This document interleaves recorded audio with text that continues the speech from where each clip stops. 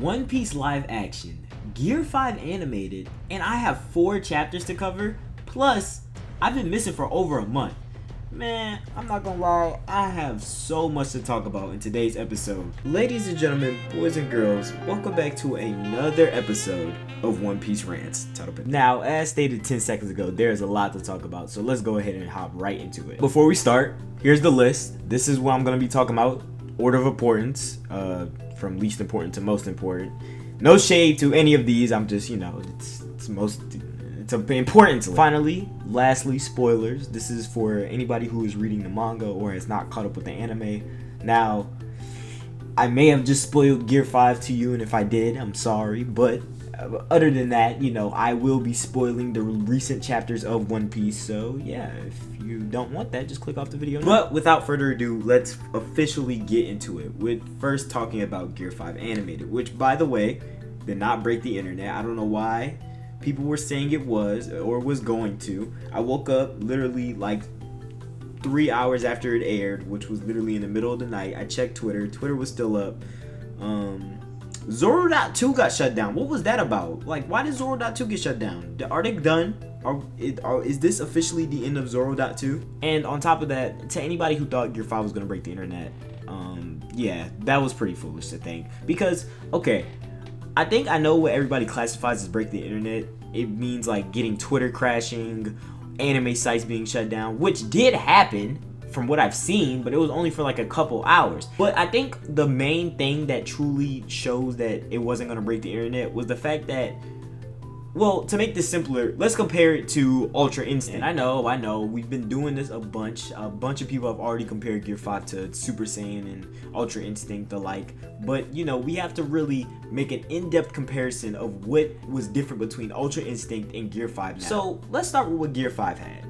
We already knew Gear 5 was coming because if you read the manga, anybody who read the manga the day Gear 5 got released, it was crazy. Everybody was showing it. Everybody was showing the release of this new gear. There was concepts, there was art. Gear 5, we already knew what Gear 5 looked like. Then on top of that, Toei went the extra mile and promoted Gear 5, showing what it looked like in a trailer. Listen, that's when I truly knew. That's when it clicked. I was like, this shit's not breaking the internet anymore. This shit, now not only do we know what it looks like in the manga, we know what it looks like animated. Where's the hype anymore? There was no more hype. The only thing we were hyped for to see how it got animated. It truly was just a shame to see it happen. And then on top of that, I'm pretty sure it was in the preview.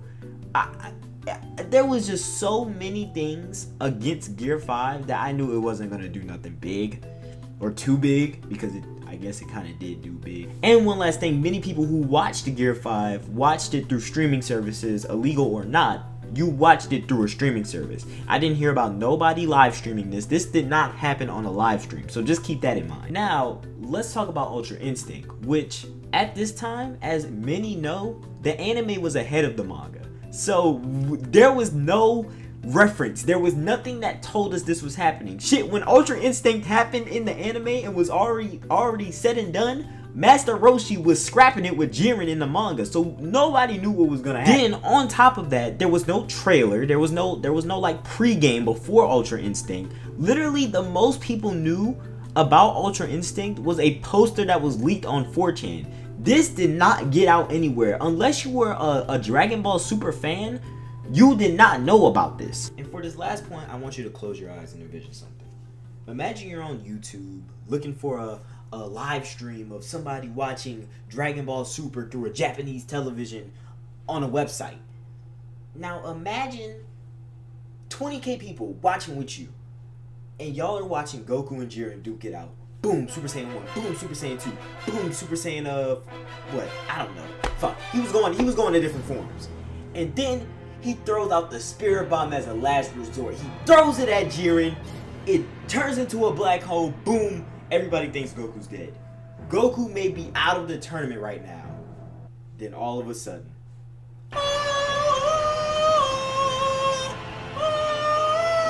Goku rises from the ground and a new form appears. Bro, that day had to be the craziest day for anime, period.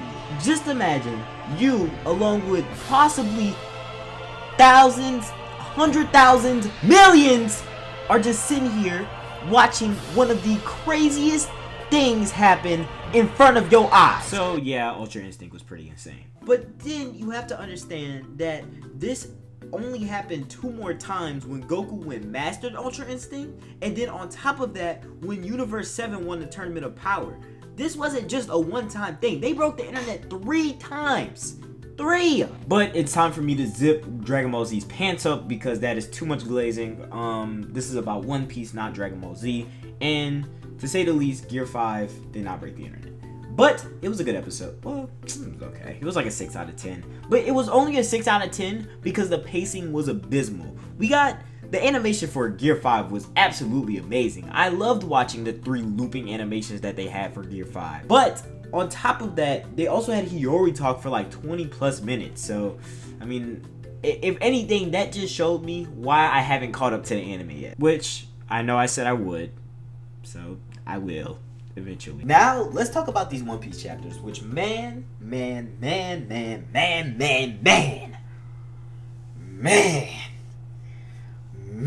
just want to point out that, bro, the final saga has been something crazy.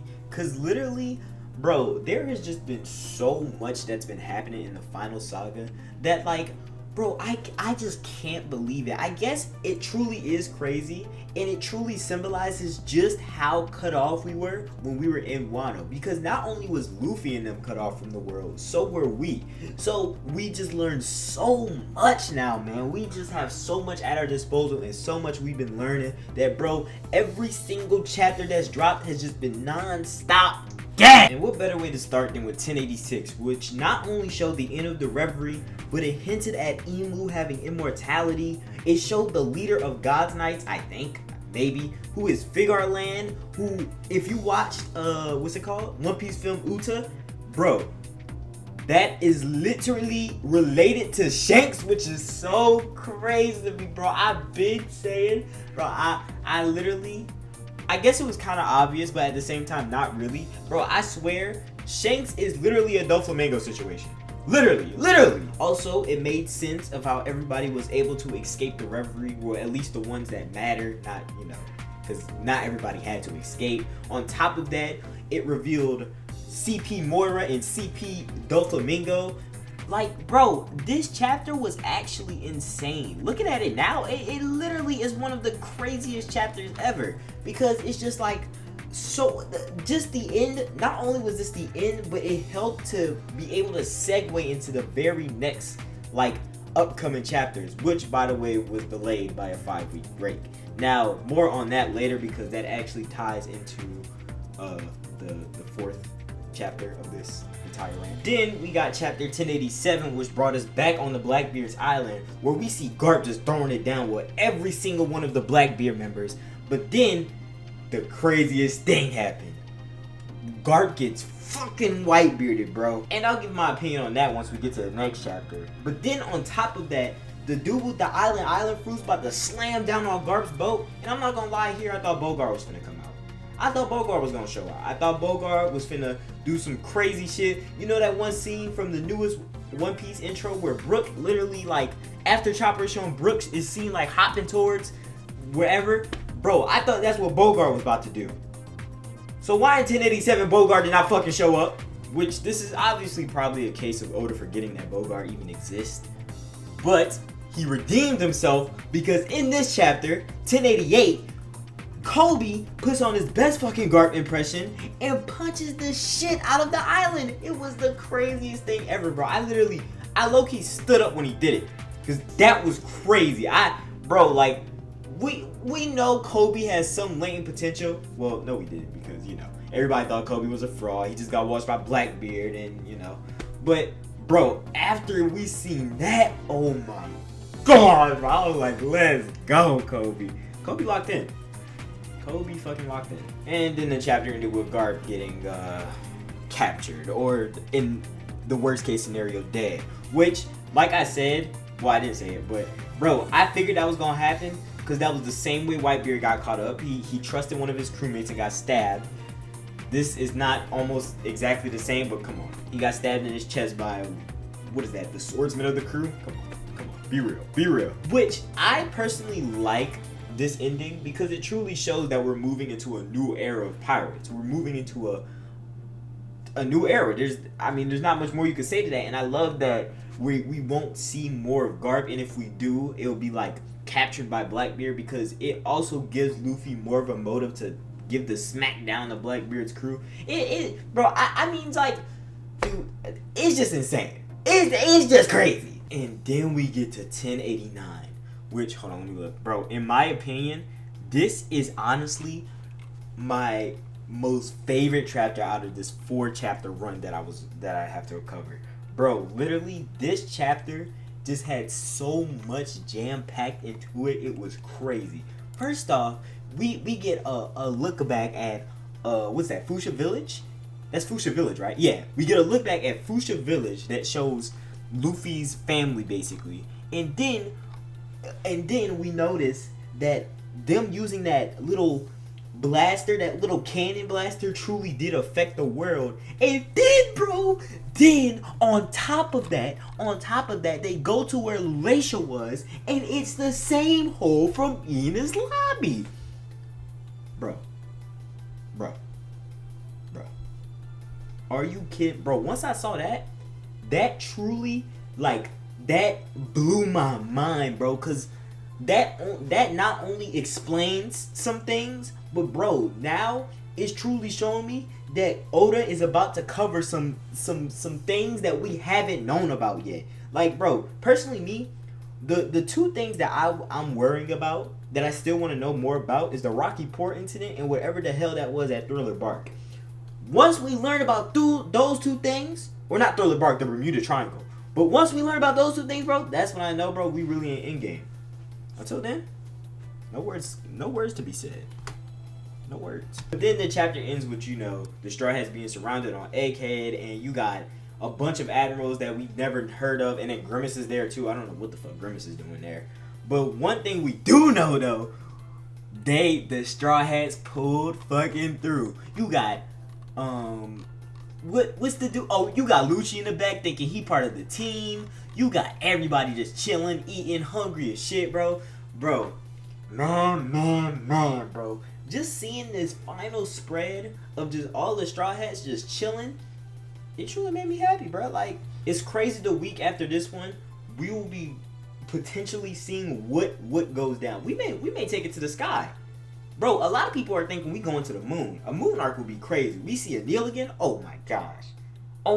If we see Anil again, that'd be wild. Yo, bro, imagine just Anil.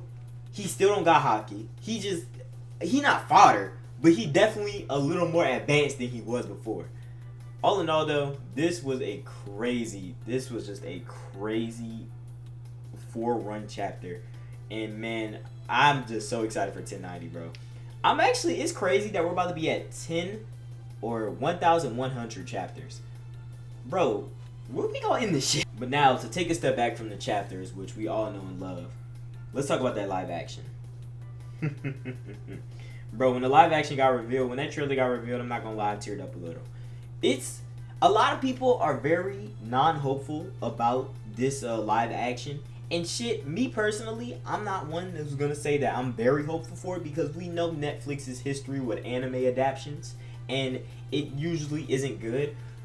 However, I'm not one to say I'm not excited, because we got all of the characters with their own alleged heritage, and then on top of that, bro, let me be honest with y'all, all they have to do is make it feel like One Piece in its own regard. It doesn't have to have the over-exaggerated faces and shit like One Piece to feel like One Piece. It just has to have that feel of adventure, like the crew's dynamic, bro. It just has to feel good for it to, be good. That's it. It doesn't have to. It could still be One Piece. It could still potentially be One Piece if it wants to. And so, yeah, man, I'm excited. I saw that second trailer, too. That second trailer was something nice. Arlong looked okay. Why did I say Arlong like that? Why did I say his name like that? Arlong looked good.